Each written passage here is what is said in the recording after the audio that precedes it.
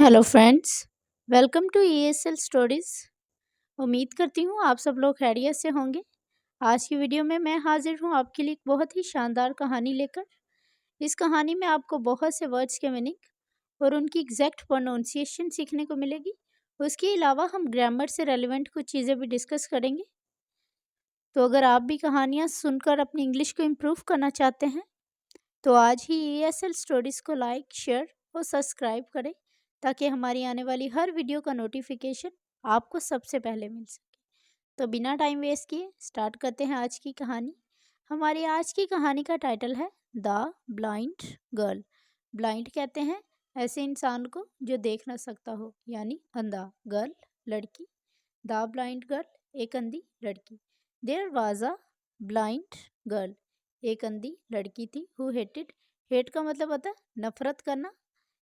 Her self अपने आप से, जो कि खुद से नफरत करती थी। प्योरली, प्योर का मतलब ऐसे होता है खालिस होना, लेकिन यहाँ पे प्योरली का मतलब है सिर्फ इसलिए।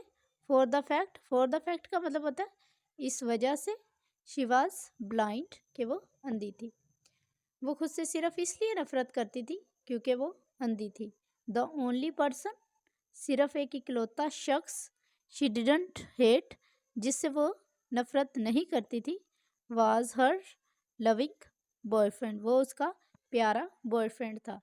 लविंग कहते हैं प्यारे को या दिलकश को, बॉयफ्रेंड कहते हैं महबूब को या दोस्त को। एज, क्योंकि, ही वाज, वो था, ऑलवेज हमेशा, देयर वहाँ, फॉर हर उसके लिए, क्योंकि वो हमेशा उसके साथ था।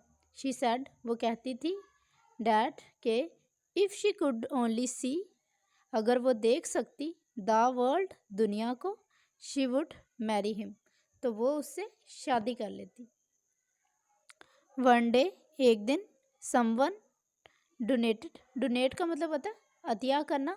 अ पेयर ऑफ आइज, आंखों का एक जोड़ा। टू हर्ड, उसे, एक दिन किसी ने उसे आंखों का एक जोड़ा अतिया किया। नाउ, अब, शी कुड सी, वो देख सकती थी, एवरीथिंग, सब कुछ। इंक्लूडिंग, इंक्लूड का मतलब होता है शामिल होना। हर बॉयफ्रेंड, उसका बॉयफ्रेंड, उनमें उसका बॉयफ्रेंड भी शामिल था। हर बॉयफ्रेंड, उसके बॉयफ्रेंड ने आस्क्ड हर, उससे पूछा, नाउ, अब, that you can see the world, जबकि तुम दुनिया देख सकती हो। विल यू मैरी मी, क्या तुम मुझसे शादी करोगी। द गर्ल, लड़की, वाज शॉक्ड, लड़की हैरान थी। शॉक का मतलब है ना हैरान होना। वैन, जब, शी सा, उसने देखा, डैट के, हर बॉयफ्रेंड, उसका जो बॉयफ्रेंड था, वाज ब्लाइंड टू, वो भी अंधा था। लड़की की देखकर बहुत हैरान हुई कि उसका जो बॉयफ्रेंड था वो भी अंधा था। एंड रिफ्यूज्ड, रिफ्यूज़ का मतलब होता है मना करना किसी चीज़ के लिए या इनकार करना। And refused to marry him, और उसने उससे शादी करने के लिए मना कर दिया। हर बॉयफ्रेंड, उसका बॉयफ्रेंड, वॉकड अवे, वॉकड जो है वो वॉक की सेकंड फॉर्म है। वॉक का मतलब वैसे होता है चलना, लेकिन यहाँ पे क्योंकि वॉकड के साथ अवे आया है तो इसका मतलब होता है दूर चले जाना। इन टीयर्स, आंसुओं के साथ, उसका बॉयफ्रेंड जो है आंसुओं के साथ उससे दूर चला गया। एंड लेटर, और बाद में, रोट अ लेटर, रोड जो है वो राइट की सेकंड फॉर्म है। राइट की तीन फॉर्म्स है, राइट, रोट और रिटर्न।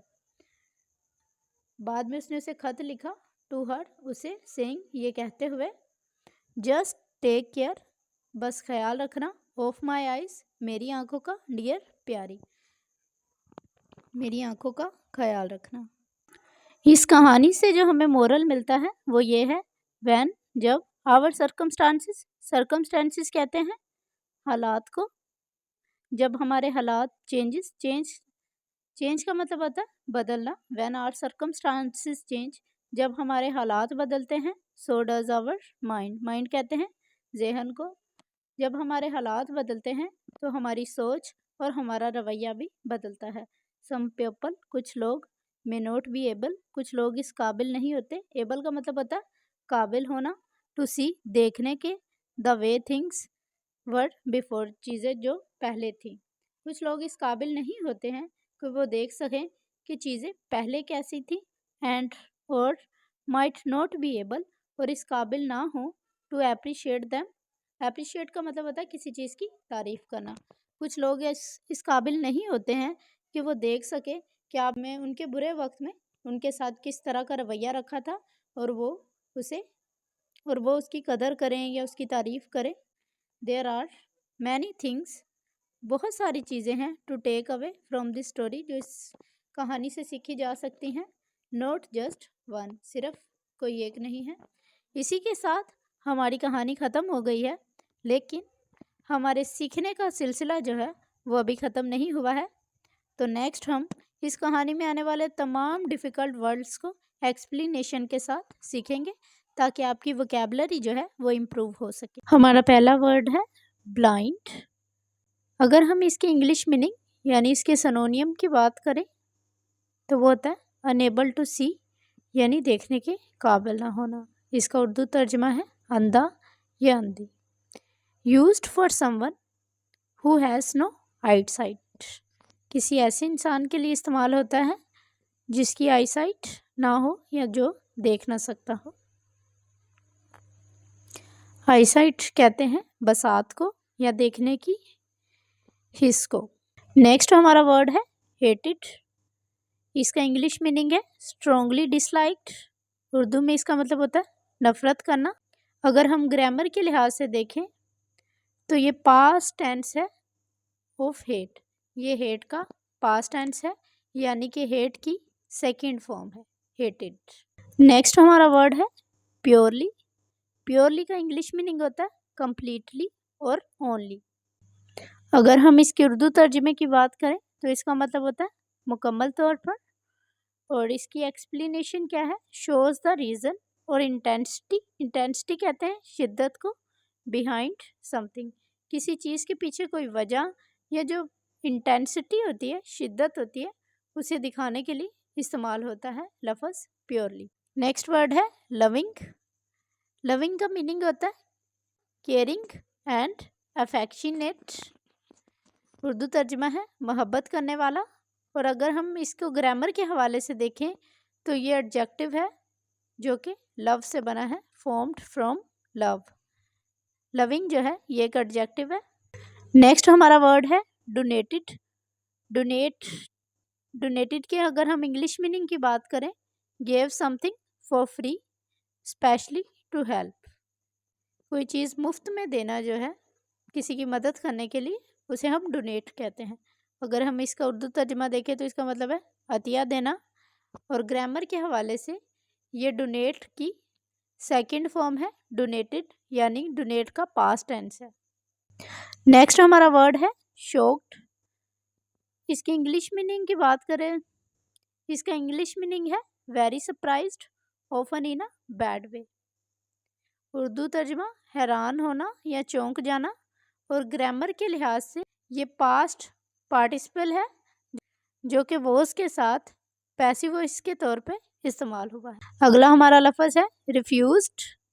रिफ्यूज्ड का इंग्लिश मीनिंग होता है said no to something. Urdu तर्जुमा है इनकार करना, और ये रिफ्यूज की सेकंड फॉर्म है रिफ्यूज्ड। सर्कमस्टांसेस, द सिचुएशन और कंडीशन अराउंड समवन। उर्दू तर्जुमे की बात करें तो इसका मतलब होता है हालात, और ग्रामर के लिहाज से ये एक प्लूरल नाउन है। हमारा आखिरी लफ्ज़ है एप्रिशिएट।